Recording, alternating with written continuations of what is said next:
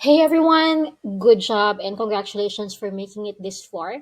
Now, I want you to know that there are a lot of processes that we have discussed in transcription, right? So, if you would notice, maraming mga paraan kung paano tayo makakapag-transcribe. So, we have all the tools in the world, right? So, remember that these are the software that can make your life easier when it comes to transcription. So what I want you to do is download this, and there are so many process, right? So many software, so many ways in order to transcribe. You can do it manually, you can upload a YouTube video, you can use YouTube transcription, you can use a machine transcript. So it is totally up to you kung papaano mo gagawin yung work. Just make sure that before you submit everything to your client, the end process, the final step is for you to go to a Microsoft Word and proofread and edit your work using Grammarly. And if you would like to have, I don't know, if a second person to check on your work, that is also okay, I guess. But it's totally up to you. I leave you the decision on how you are going to do transcription. Now, you can also try to practice. I clicked on Google and I put here practice transcribing. Tapos ito, free transcription practice for beginners. I want you to check these and practice yourself. Okay? So ito, meron akong nakitang isang site where we can practice.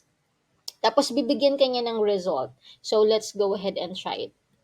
Parang bibigyan ka niya ng comparison, saan ka nagkamali, ano yung mga na-miss mo na words, ganyan. So, as you practice, you will get better on this, right? So, pakinggan natin, for example. I want to start off by saying that I know I have an accent, and please Sabi nga, I want to start off by, and I want to start off by saying that I know I have an accent.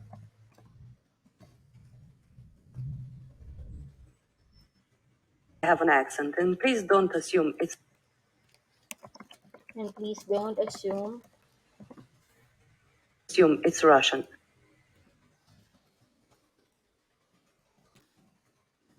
okay, It's sample. Russian. Now, More and more what we can do is show results.